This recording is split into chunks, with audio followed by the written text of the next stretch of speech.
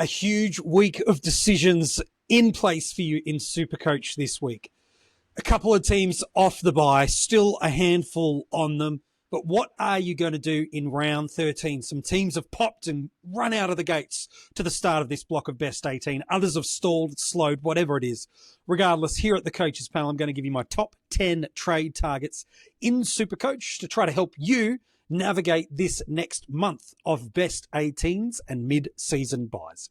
My top trade target for you this week is a downgrade option, and gosh, don't we need one? Not only to re-kickstart some cash generation in some potentially red dot rookies, but also to maximise some of that cash. Guys like Bice that have stalled out, Cleary that have stalled out, amongst others that are ready to go. Angus Clarke is my number one trade target for the week.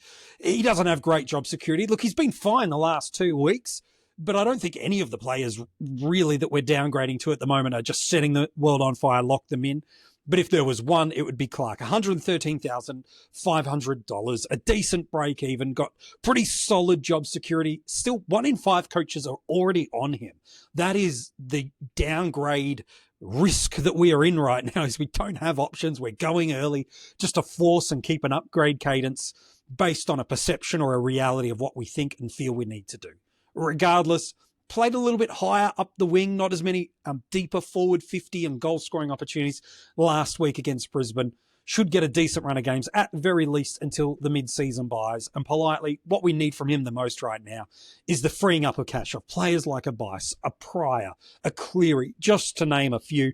If you can get $150,000, $250,000, somewhere in between that off a player, you absolutely take it. Angus Clarke, you've been great for what you've done the last couple of weeks. I think he's going to be a pretty decent option. I'm happy to jump in on that.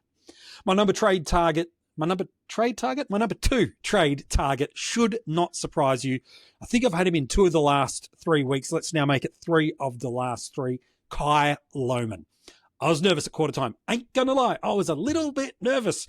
Even when Alistair Lynch goes on and says, hey, he subbed out. He wasn't, but he said it. A little bit nervous, but regardless, we finally got a couple of really positive things happening for Jye last weekend. Number 1, he impacted the scoreboard for his first time all year, kicking 3 majors. And while the matchup this week against Adelaide is not as favourable as it was last week against Bombers, who were decent, like that probably could have been a 90 score if I'm honest. Again, the reality is he's only about 30k more than what Sam Lawler was at the start of the year. You want to free up some cash off of Cleary. He gives you that outlet. And I don't think he's the kind of guy you need to flip in 4 weeks' time when he's on his bye. I know some might be looking to jump off a Will Ashcroft this week if they don't have the urgency of Cleary, Bice and Marriage. Then maybe that's a consideration for you if your round 14 and 15 bye structure enables and allows that for you. Because, gosh, didn't we learn the value of having more than 18 options on field this week? Hello, Filippo. Hello, Cleary. Hello, Bice. Hello, single-digit scores, hey? Look, regardless, the fact is, Lohmann's a decent F7 for the rest of the year. He's best 22. I don't see him as a sub-risk unless he's carrying an injury. It's going to access some cash for you, and to be a guy that historically has got 80s, 90s, and some 100s within his wheel bag. If that's your F7, this is not a 24th premium I'm pitching here. This is just playing depth for the rest of the year. I think it's a decent F7 after the buys that's going to play every week. You might be able to loop. You might need that option, let's be honest. My number 4 trade target I'll get to in a moment. I'm pretty keen on sharing number 4 for you because I don't think there's enough conversations about him. But in at number 3, I am going to talk about Jye Calwdwell. He's coming off the back of a 123 and a 119 in his last 2 weeks. And in fact, he's got his next 2 games at the MCG. Now, that might feel irrelevant to you, but let me share this with you at the moment. In his last 8 games at the MCG, he's got an average of 118 in SuperCoach. Have I got your attention yet? At a player under 450,000 that was a 105 type mid for us last year, going at 118 in his last 8 at a venue. He's got his next 2 games, ceiling games of cheap options in the buy. Hello, friend. This is the type of player I think we're going to need to look at during the year more and more, as we're finding it harder and harder to get to the upper echelons of players, and at the same time, and I'm talking the Bonts, I'm talking the Cherries, I'm talking, Butters is down a little bit, but, these 600,000 plus guys, if you don't have them, or 700,000 in Gawn and Cherry, my gosh. If you want the top end guys, you're either going to struggle for cash generation because we've had stalled cash generation this middle portion of the year with the rookies we were downgrading to getting injured or getting left out of the side or getting vested or a combination of the three. These are the type of players we should be considering a little bit more that have 105, probably a bit more normative. Yeah, it's sort of under what we want as an M7, M8. But he's shown off the last two, he's got 121 average in the last two, 118 average in his last 8 at the venue that he's playing back-to-back over the next couple of weeks. This might just be the type of way we're going to actually get to a genuine completed team and not looking at players that are like Ryan Marich at F6. Okay, bad example, but you get the point, right? This might be the way we have to make the dollars work rather than going all the way up all the time. This might be the way to go. He is my number 3 downgrade. Options, struggling. So I've given you a downgrade. I've given you a semi-downgrade. Let's call them what it is, a downgrade. And then a kind of cheap premium. Let's give you another value option that's a downgrade. So 3 out of my first 4 are downgrade options for you. Luke Pedlar. Yeah. Maybe you weren't thinking I'd talk about him, but I'm happy to 150k, negative break even, negative 56. He's actually been more consistent in scoring than Clarke. So while Clarke's got a higher ceiling, he's had a lower floor. Pedlar's gone back-to-back decent games. Is he secure in the best 22? Absolutely not. Anybody that's only come in through injury opportunities and resting opportunities, of course they're not. But over the last 2 weeks, he has played his role. And that's all you can ask for these players in this price point is, are they fulfilling their role well? For Pedlar, he knows this is one of his finals opportunities at the club to establish himself as a consistent lineup pick. He's been good. And the things he's bringing to the side that he's done over the last 2 weeks is he's using his power. He's using his explosive burst of speed, both offensively and defensively. And he's creating pressurized, high pressure moments for his team and adding as a support dynamic to the pressure valve guys of Keys and Alex Neil-Bullen. So he's adding a new dynamic as kind of a pushes up to the wing a little bit, pushes deep back. He's a decent overhead mark for his size, decent shot at goal, got a booming left foot. It's not high job security because there is absolutely some vest risk there, but with a Friday night game, you do get a look and see at it.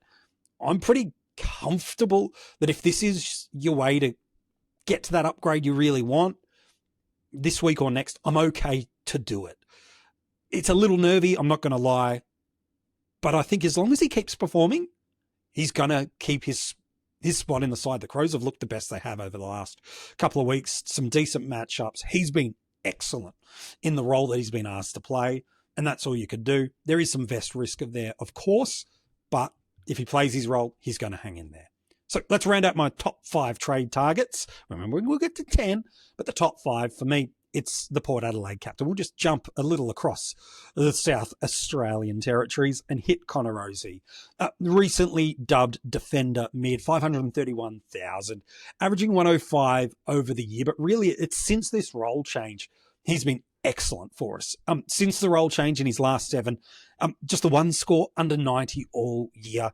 And while the break even is a little higher than I think we would like, the fact is he's been sensational for us in this role. Yes, he doesn't offer value, but there are some really nice matchups to come. This week against GWS probably isn't prime matchup, but if you're looking to get an upgrade cadence of who would you ideally like to have in your side by season's end, I've got Connor pretty safely inside my preferred top 6 defenders for the rest of the season.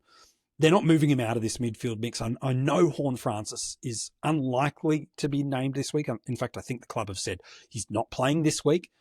He's found a home off this halfback spot. Josh Carr has done a brilliant piece of developmental work to get him into this spot.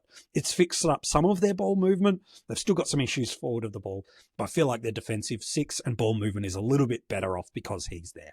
He sits inside my top 5, rounding out Pedlar at 4, Calwdwell at 3, Lohmann at 2, and my number 1 trade target, and is a downgrade for you this week, is Angus Clarke. All right, let's start to open up some options for you here. Going to get some creativity, start looking at the percentages of ownership and start trying to play some fixture runs for you here too.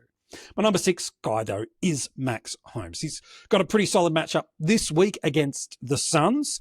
They just don't tag. He scored a 104 against them last year.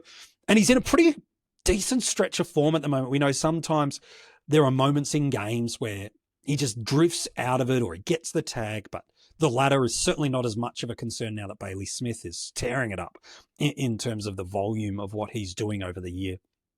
I'm liking what I'm seeing from Max Holmes. Right now, by average, he's the number 10 ranked defender overall by average, but inside the last 5, he's number 6. So he's right in that sweet spot. And from a price point perspective, from a buy structure perspective, and again, a little bit of value inside it, I actually really like this move for some coaches. He's more popular than you realize, not just overall, but inside that top 1%. But that versatility sits in there, meaning that while I don't like the ceiling as much as I like Connor Rozee, I trust him to hit the frequency of 130s a little bit more than Max. The fixture after the bye for Geelong is exceptional with some easy matchups. It's pretty decent to the bye now, if I'm being honest with you. He's been really, really good for us over the last 5 weeks. I don't see a reason for that to fade away. I'm happy to put him as my number 6 trade target. Let's go completely against the grain at number 7, because we do preach value in our trade targets at times across the year. But I'm going to give you the most expensive player in the game as my number 7 trade target, Tristan Xerri. He's the most expensive player in SuperCoach, and he's gone up $85,000 from the start of the year. So he's not cheap, but my gosh, this is a couple of reasons for why and variables for where I want to talk to. I want to speak specifically to coaches that do not own him, that are in contention to win the whole darn thing. So you're in the top 1% or you are right on the edges of the top 1% based on rankings. Here's why you might need to neutralize him and get a little defensive.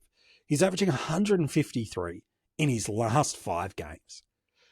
His matchup this week is the West Coast Eagles. In his last 2, he's gone 185 and 131.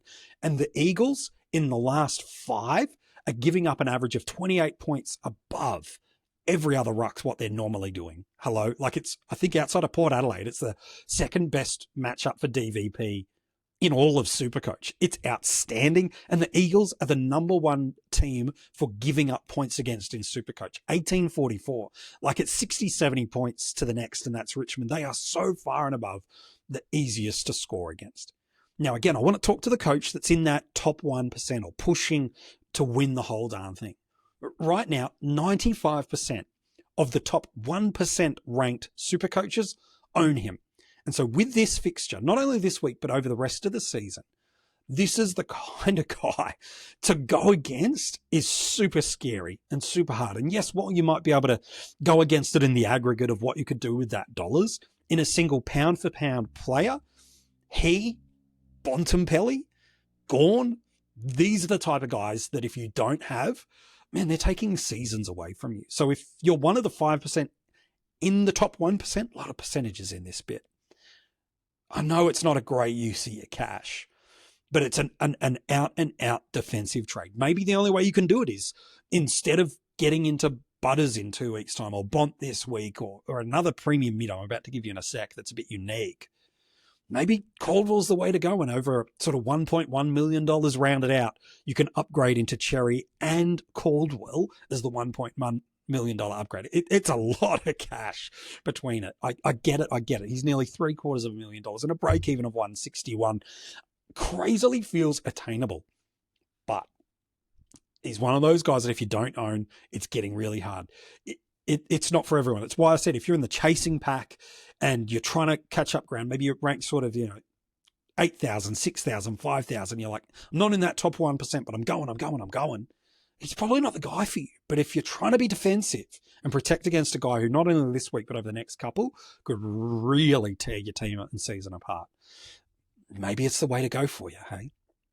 Let's find something unique for you with my number 8 trade target, Ed Richards. He's over 600K, so he ain't cheap, but he's ranked 7th in the last 5 with an average of 124. In the last 5 weeks, he's averaging more than Bontempelli, Dawson, Merritt, and Brayshaw. These guys have been SuperCoach studs either this year or previous for a long period of time. Just the one score under 90 all year. 5 times this year, he's gone 119 plus, and that includes some big stealing games. A 156 earlier in the year, and he's just coming off the back before the bye with a 140 score in there. Uber unique as well. So we talk about a guy that could take a season away from you in a Xerri. Well, if you want to look for a guy that's scoring inside the top echelons of mids, which Ed Richards is doing, that probably won't get the tag with Libya on fire, with Bontempelli in the side, kind of gets under the radar a little bit, not as much as he used to, but a little bit. He's in the top 1% ownership right now. Just 125 coaches have him. Unbelievably unique. I know at spending 600k, you're like, man, I'm 40, 50 odd K from getting up to Bontempelli.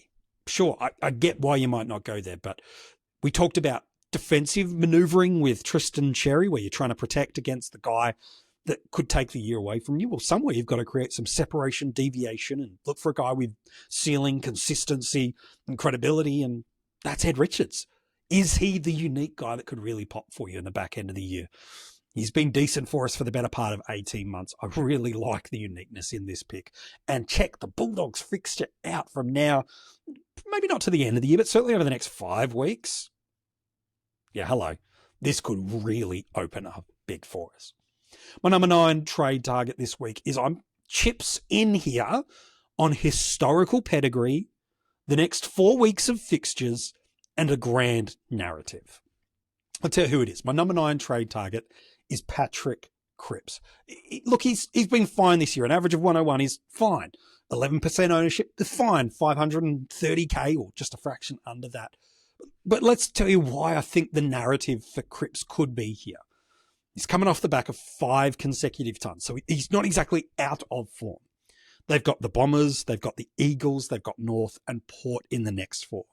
Looking at those 4 teams, 2 of them are inside the top 5 for easiest midfielders and inside mids to score against in SuperCoach over the last 2 months. So 2 of the next 4 games are uber favourable for SuperCoach inside mids scoring against those teams. That's good for Cripper. If Carlton are going to get their season back on track, there are 2 variables that have to happen. Number 1, they have got to win 3, if not 4 of these next 4 games. Bombers, Eagles, North, Port. They have to do that. And if they're going to be any chance of winning, it has to be off the back of their superstars standing up. And there is no bigger star for Carlton than Patrick Cripps. So it's loading the dice on history of what he has done in his legacy of performance. And he's been a SuperCoach beast for runs and runs over periods of years. He's got a favourable fixture for inside mids. It's a great matchup month. And if Carlton are any chance of getting this season back on track and at least making finals a dim flickered hope, it's got to be off the back of Cripper and off this month. So risky, I know, but I'm trying to give you some trade targets that could open up the season for you. He could hit a 600k price point by season's end if what we have seen the last 5 weeks continue, and he can really put the foot on the floor and really drive it hard over the next month. Bit of open space for you there, but that is who I've got. And then my last trade target for you this week. Again, we're not talking about a guy that's cheap, but we're talking about a guy that I think we all want to have in our teams by season end, and that is Patrick Cripps, kind of captain counterpart in Marcus Bontempelli. Just under 650k. So again, he is stretching a ton of your salary cap. It's 200k in the bank if you go Calwdwell over him. So I get why you might not go there. And a break even of 137 is a little above what historically his average is doing right now and over his career, which is sort of pushing 120 plus normally and high 120s at the moment. But can I give you some reasons for why you want to get on Bont? So 19% ownership across the format. Here's what I want to give you some stats about Bont. He's got 3 matchups to come that in his last 3, he's going lights out. Hawks last 3, he's going 126. Saints, who's got the week after, last 3, 136. And Tigers 136 in his last 3. And 5 of his next 6 games are at Marvel Stadium. Why does that stat matter? Let me tell you why. since the start of 2022, I've gone deep research for you on this one. Since the start of 2022, Marcus Bontempelli has had just the 3 games at Marvel Stadium where he didn't go over 100, and one of those was a 99. So since the start of 2022, that's 37 games, he's given us 34 hundreds. Unbelievable consistency at this venue, maybe unmatched. I haven't gone that deep in the research, but unbelievably consistent, unbelievably good. A captaincy option every single week. Loves the venue, has a great fixture over the next 5 or 6 weeks. Loves Marvel Stadium. All the variables point to it. And while it is not cheap, you are getting one of, if not the best SuperCoach players of the current era that is way lowly owned. Now, do you choose him over a Calwdwell and an upgrade elsewhere? Okay, maybe you can't do that. But if you want to win SuperCoach this year, you've got to take a risk. And that risk can be manifested in one of different ways. One, it could be paying up for the big dogs and just finding a way to scrape and get there. The other approach could be going for these underpriced premiums and getting there. I know some of us have rules that we don't pay over 600K for certain players, but man, if you're without Gawn, you're without Xerri, you're without Bont, oh boy, that's a lot of points to make up somewhere. So those are my 10 trade targets. I've tried to give you a couple of nice downgrade options at the front. Probably the best value premium, as far as I'm concerned, this week is Jye Calwdwell, although it might not help your buyer structure. And then I've just gone all guys off the buy that all offer different elements. A premium defender, a guy that could take your season away, the guy that could be unique and win you the thing, the dude that's got the fixture narrative that might just get him over the line, and then maybe the greatest SuperCoach player of the modern era in Marcus Bontempelli. Those are my top 10 trade targets for SuperCoach. Are they similar to the players you're looking at this week? If I named any of the 10 players you're trading into this week, you've got to like this video. If you haven't subscribed to the channel yet, make sure you do so. It's one of the simple things you can do that actually is a great benefit for us here at CP. If you haven't turned notifications on, make sure you do so, because as soon as a video drops, you get notified straight away. On the channel every single week, not only do we do my top 10 trade targets for SuperCoach, we do an AFL fantasy equivalent earlier in the week, our strategy session with myself, Mini Monk, others from the panel sit down, talk you through the big strategy points of the round. And then whenever we get near a dual position allocation piece, of course, we're talking DPP gains along the way. If you haven't commented on this video and let me know who your trades are yet, make sure you do that. Can't wait to get into touch with you, interact with you to find out what your SuperCoach moves are this week. Inside the link of this video is all the details to get in touch with us across social media, Instagram, Facebook, X, TikTok. We're there. You can get your hands on some Coaches Panel merch, whether it be the cap, the hoodies, the t-shirts, whatever it is you like. One of the great ways to support CP. And also, you can become a Patreon. There is extra content we drop during the round that only our Patreons get. If you want to get your hands on that, make sure you find the details in the description of this episode. Sign up and become a Patreon. Hey, good luck this week in round 13. I hope it's kind to you. Saints and Dockers out. It's going to hurt in a little patch, but hopefully you're prepped and ready for not just this week of trades, but over the next couple of weeks. Good luck. We'll chat to you soon here at the Coaches Panel.